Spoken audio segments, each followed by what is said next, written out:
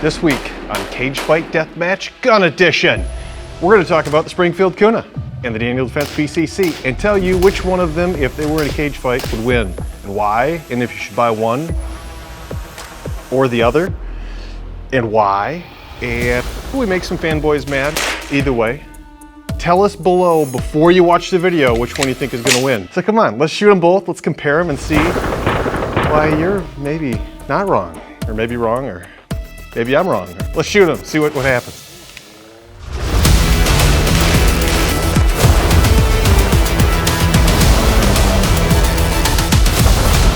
We're gonna shoot both the Daniel PCC and the Springfield KUNA, shot for shot, one for one, so you guys can see exact recoil characteristics. I've got my can blanket on here so we can switch them out and I don't burn my precious little hands. Shot for shot though, so we can see if we run into any problems, what that shooting recoil looks like. I'm not gonna eat like a ton of Wheaties in between, so you'll know. We'll see what it does. And I'm gonna talk about just a couple of the highlights and differences as we go. Try to make this as quick as possible so we don't have so much double up and you guys don't have to hear me talk so much. This can has been shot just one time before. You can still see the right amount of gas. It's a flow through can this time. Huxworks TIK. And you still get just tons of gas in the face.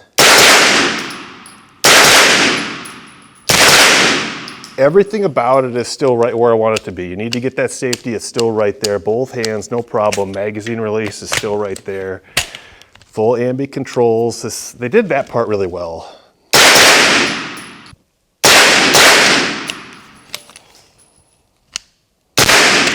Very blowbacky.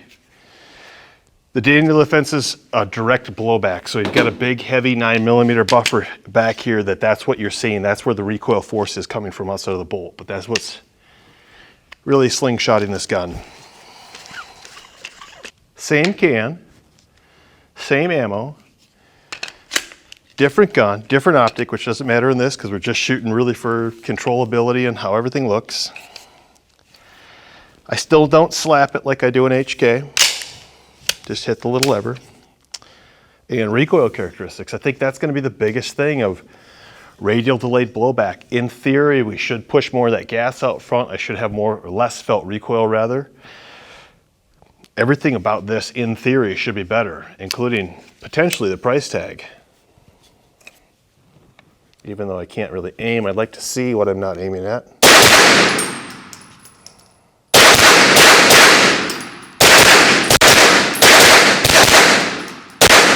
Everything about that, you guys can see, I did more shooting like as a direct comparison. There's more gas in the face because of the volume, but it's not coming as straight back. It is, again, that flow through can, so that's gonna help us out in this situation versus that Surefire Rider 9. This is a Huxworks Flow 9 TIK. It's a crazy amount to say.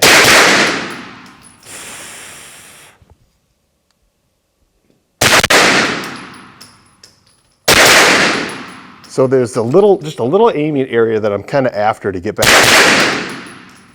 So I've got that same amount of repeatability between the Daniel and this to see what's it actually do. How does it, if I shoot one, I feel like I'm getting a lot off target. If I shoot two, I feel like the recoil is back on point pretty quick.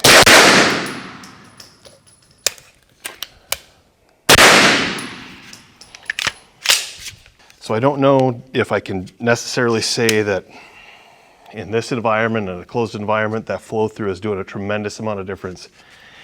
It is helping, of course it's helping, but I don't think it's as helpful as maybe some people would believe.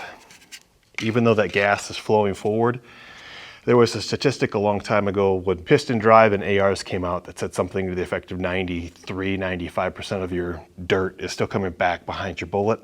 It kind of goes to the same with gas, I think. Recoil-wise, I think it's a little deceptive. This gun has less felt recoil than the Daniel, but it's deceptive because the Daniel has a better cheek weld with that rather gross SB tactical brace they've got on there. This is so narrow that you're not getting a good cheek weld, so when I get it, like there's a definitive line where my face sits on this and there's no padding. I'm soft, I need padding. If I grab that Daniel gun, same thing. Like I feel more comfortable here and there's a little bit more give here. This is gonna give me some flex and kind of deflect that. This thing's probably running like a 7 ounce, 8 ounce, 9 ounce buffer weight. And there's some huge ridiculous buffer compared to H1s, H2s, H3s, no H at all. A lot of weight being slung back and forth just because of the system and being a direct blowback. So that is a action reaction. It's just simple physics. Action, reaction. Unfortunately for that, it's an old, easy design, and Daniel's getting just tons of heat about it that you guys didn't do anything different. There's nothing new about this gun. It's the simplest way to make them. Sure is. One advantage of that is less to go wrong. However, delayed roller blowback's been around a long time, and I don't think we have necessarily a lot of failures because of that system, which makes figuring out which one's better on paper and in reality harder, because you'd have to test really that to the point of failure on both firearms to see when this gun failed versus the KUNA. Does that roller give up at some point? Does anything on this wear out being a simple system? A KISS principle rather is really a big thing for me. Keep it simple. And I'm stupid, so I'm not, but let's keep it simple anyway, because it's easier to work on when you bring yours in for repair or send it in for repair or need to find parts, a post-apocalyptic world. You know what I mean? I don't think you're gonna find rollers around. You're probably not gonna find PCC bolts just laying around either, but I mean, the idea is there. A couple big differences in the KUNA. The one thing that I'm gonna say I absolutely don't like is where it's made. If we can make everything in America, we support Americans, we help feed American families, we do a better job than everybody in the world. I don't care where you are in the world, we're better. That's what it is. Welcome to America. This is made in America. It's domestically produced, it carries a lifetime warranty, it has Daniel's, which should be renowned, hammer forged barrel. That part I really like. In the Does It Suck features, or feature videos, whatever you want to call them, we talk about mountability of optics. The KUNA has a homogeneous rail, so I can mount from the back all the way to the front, not worry about shifts. The Springfield has a traditional AR style setup where I can really only mount on top of the receiver and know that things are going to work correctly. Once I get out to this point, for irons it's fine, but once I get out to this point, if I share a section from the receiver to the front rail, I'm gonna have issues. There's a potential for mechanical tip there, shifts, it just doesn't work. So if you guys at home who are mounting scopes on not Daniel guns specifically, but anything else and Daniel guns that are AR-15 style, if you're mounting here and having accuracy issues, guess what? Stick it on just the receiver, buy the appropriate mounts, it'll work better for you. Trust me, it will. Foldability, like, this gun gets shorter. The Daniel can get to this length. There you go. The Springfield has a can on it right now, which is gonna make this, hold on. So here's your length comparison side to side. In its defense, the Daniel does have a longer barrel. You're 8.3 inches, I think, here, and like 6.5-ish here. So if we go, that's probably close to bolt face to bolt face. So there's your barrel length difference there. Which in reality gives you that much on the back. It's not a huge difference, but the ability to fold is huge, because you go front to front, that's not making it. This one doesn't fit in the glorious F250 center console that we talk about. It does not pass that test. I'm gonna have to do something to cut that hole we've been talking about. This one does fit with some ample room and extra room. Right in there, probably almost fits with that K-can on it, folded. Croatia, America. Hammer forged, I didn't look it up and I don't know. If this could get a little bit more of a stock, like not a brace, not a metal brace, but an actual, put something up against my cheek, the way I shoot, it works well. A lot of guys are going to a really high mount, like way up there, so when they cheek it, they don't have to get into it. They're like shooting like this. I can't get down with it. I like to cheek weld. I've never been a guy who likes high above bore scopes, optics, mounts. I just don't like it. Trying to get two parallels to work together, the barrel and the optic at the same time. This is good. This is bad. Good, good. No, Bob, that's bad. That's ultimately what we try to do anytime we sight in sights optics. We've got something that has a straight line and something that has a straight line and trying to get them to come together. This line changes too. It's called gravity. It sucks. Grips, the Springfield comes with a pretty good grip. The Daniel's got a better grip. I've always liked Daniel grips great. They're just better. They do both have M-lock rail sections on sides, bottoms, sides again. The KUNA, I think because of how this upper receiver is built, they didn't do 45-degree angles. It would make that probably overall bigger. I don't know, outside of a flashlight, what I would do on these shorter rail sections on the side of the Daniel Defense anyhow. Maybe you're into weird, like I hold my gun sideways. I don't know. I don't know where that would really come in outside of a flashlight. And you guys can see how my hand sits on here. That's kind of where I want my flashlight button, is right up here. Lots of accessories for the AR, so that makes it harder. Not a lot of accessories for this, not that you need any. Bore heights are going to be different because of the way that system is. If we look at those receivers, look at where the rail is on the Daniel versus the height of the barrel. Same rail height, if hopefully that angle works out good for you. The barrel on the KUNA is going to appear to be lower.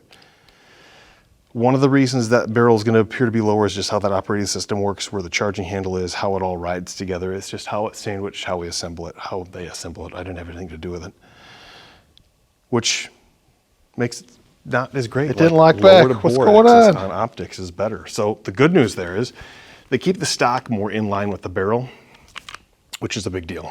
So we've been talking about what's good, what's bad, not necessarily what's ugly. You know where she lives. Let's take it to the board and see which one's better. It's gonna be tough, it's gonna be close. Man, there's gonna be some death threats involved, I feel like. Let's see who wins. Do you know which one wins? Yeah, I do. I do know which one wins. It's not the easiest thing, and like, I've been back and forth on it, to be totally honest, but I think it was about the 5th time shooting that I came out here, I actually found the winner. And that was, yeah, surprisingly, unfortunately, not the one that I wanted it to be. On this week's episode of Cage Fight Deathmatch Gun Edition, we had a hard time. I had a hard time doing this one. We're comparing the Springfield KUNA, or HS product KUNA. Springfield's the importer, HS products, the people that actually make it, which is a weird name because you're not going to go into a gun store and say, hey, have you got one of those new HS product guns? In the Daniel Defense PCC, or PCP, or that one there, that guy, the little guy.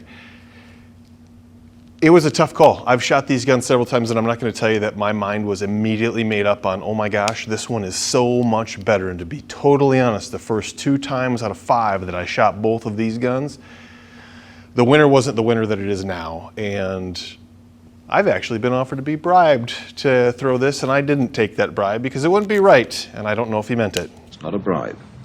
Of course it's a bribe. In reality, the shooting experience between both of them, I do love the way that I handle the Daniel Defense. I like the controls on it. I like the cheek weld to the stock.